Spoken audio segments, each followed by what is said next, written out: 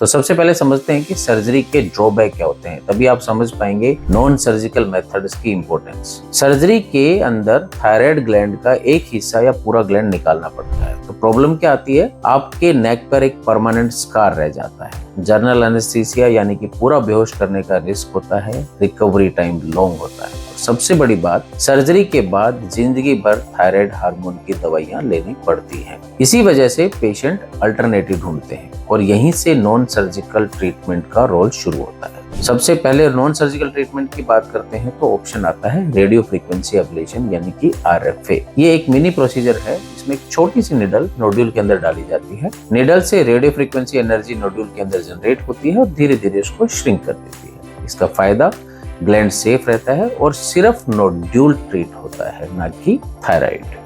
Local anaesthesia में होता है तो पूरा बेहोश करने की जरूरत नहीं। सेम डे डिस्चार्ज मिलता है तो आपको लॉन्ग रिकवरी का कोई डर नहीं है।